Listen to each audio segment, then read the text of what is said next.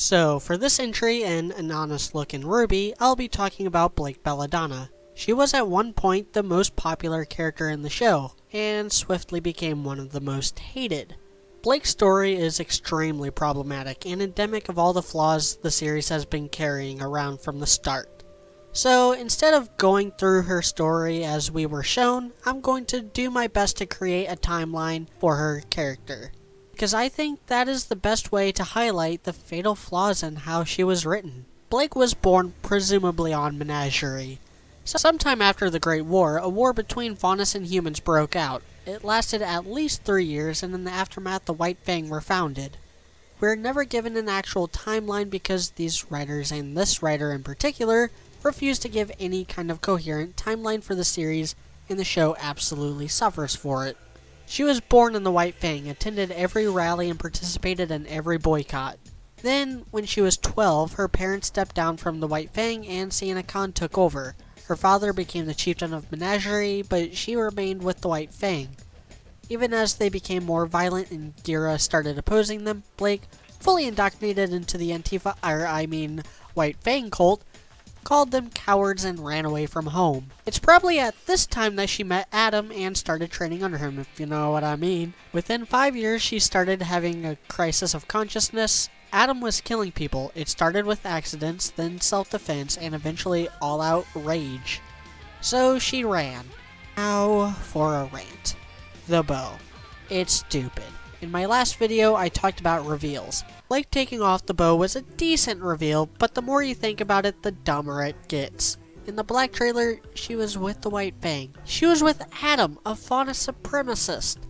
She has no reason to wear the bow. And by the end of Volume 1, all of her friends and all of her enemies know that she's a Faunus, but she still wears it. And in the Vital Festival, she gets her name and face plastered onto every single screen in Remnant, and not a single person recognizes her or her name. And in Volume 4, she waits until she's on a boat, heading home, to take off the bow. And she just throws it away. Did she think she'd never need it again? If so, why didn't she get rid of it earlier? But I digress. So instead of going home, or calling the police, or notifying a huntsman about what the White Fang are doing, she runs off to Beacon and tries acting like nothing happened. People still try to claim that she's the proactive one. Also, for someone trying to lay low, she sure wastes no time picking a fight with the one person whose family would know the Belladonna name. Seriously, does no one have Google? Is the chieftain of Menagerie not on public record? You would think some SJW Bernie voter would have written a paper about Menagerie and discovered the name of their leader. In fact, screw it. My headcanon is that Jacques did recognize the name, and that's why he was calling Weiss after their match. And throughout Volume 1, Blake acts absurdly out of character. She's acting like just another goofy character. So, when the reveal does happen, it's not actually explaining anything from earlier in the season. It just explains why she was acting that way in that single episode. Blake then tells her story to Sun, who she barely even knows, after running away because deep down inside she is a coward. This brings me to another complaint. When we're first introduced to Blake, she's portrayed as the mysterious one. Well, hate to break it to you, but if you're a writer and you have a mysterious character, you really shouldn't delve into their backstory first. Blake is mysterious, but in the first volume we learn more about her backstory than anyone else in Team RWBY, and it would be different if there was something else there, but there's not. Take away all the pretense and all the emo cliches and all the edginess, and Blake is just a boring character who tries to speak with an air of wisdom she has not earned.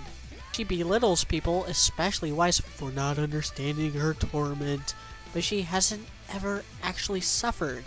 She wore a bow to escape ridicule.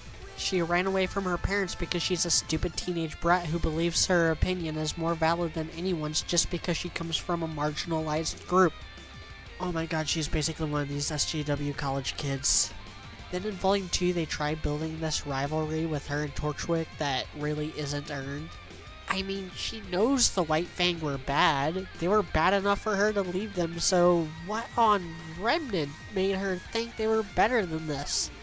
What made her think that taking out Torchwick was going to change that. In Volume 2, she just stays moody. Pretty much everyone else on her team is trying to be proactive, but she still thinks she's the only one who can do this. She says that, then she just continues to mope. One admittedly heart-touching conversation with Yang, and she gets over herself for a little while, further proving that she had no right to worry when she annihilates Torchwick without even breaking a sweat. Then in Volume 3, she just hung out, became the butt of some cat jokes, stood on the sidelines. I guess it's not that much different from Volume 1 in that it's very bottom-heavy. All of her so-called development is relegated to the last 2 episodes of the volume. After Adam cuts off Yang's arm, Blake takes action by running home and hiding instead of trying to do something about it, but then she gives her position away at the first possible chance, and fuck it. I'm just going to play clips from my previous reviews. She's a freaking twat. She's moody, irresponsible, and stupid. I don't know if her character can rebound from this. Oh, Adam knows where her family is, so she left her team to make sure Adam doesn't hurt them, which is still irresponsible. Why in all that is holy would she not tell them? She gets mad at Sun for assuming she's taken the fight to the White Fang. Why wouldn't he think that? That has been her one contribution to the plot so far. That is all she's been. Her fears and hang-ups and self-exile is undoubtedly what brought that grim. God, everyone is wearing the idiot hat in this episode. Gira doesn't know that the White Fang are bad. Okay, I get it. And it's nice to see the CCT being down actually having an impact on the story. You big, burly brute, you saw what happened to Vale on the CCT before it crashed. Granted, Cinder had control over the system and only showed the world what she wanted them to see. But what about the breach? What about those board members being executed Weiss mentioned in Volume 1? Wow, Blake, you aren't any better. Didn't you come here to hide from the White Fang? Isn't that why you got mad at Sun? So are you telling me Sun was right and you got mad at him for no reason? Or are you just that thick? But Blake is an impulsive twat, so she ended up revealing her presence to the White Fang anyway. Therefore, they sent a spy, and because Blake is Blake, she threw Sun's scroll, found the spy, chased her, and now Sun is hurt. This moment could have been avoided if Blake wasn't so insufferably dumb. And I'm convinced she was written this way with a purpose. Blake is the one that needs to learn the lesson. Her arrogance got Sun hurt, just like her past got Yang hurt. Her motives are dumb and exactly what everyone thought they were. Her goal is even dumber and runs counter to her actions. She stupidly reveals herself to the White Fang, so they send Ilya. Blake refuses to listen to Sun, so she throws his scroll, hits Ilya, chases after her for no reason, kicks her scroll out of her hand, and on that scroll is all the information needed to convince Blake that she needs to stop running and take the fight to the White Fang. And now that I've said that out loud, I hate the stupid arc even more. Yeah, Blake Belladonna, not a fan. Now that I put it in chronological order, can you see how they failed on delivering exposition with this character? Blake hasn't changed at all. She hasn't developed at all. All that has happened is we, the audience, finding out more stuff that should have never been hidden. I wonder if Volume 5 will be better. I hope it's better, but that's probably wishful thinking. Thanks for watching.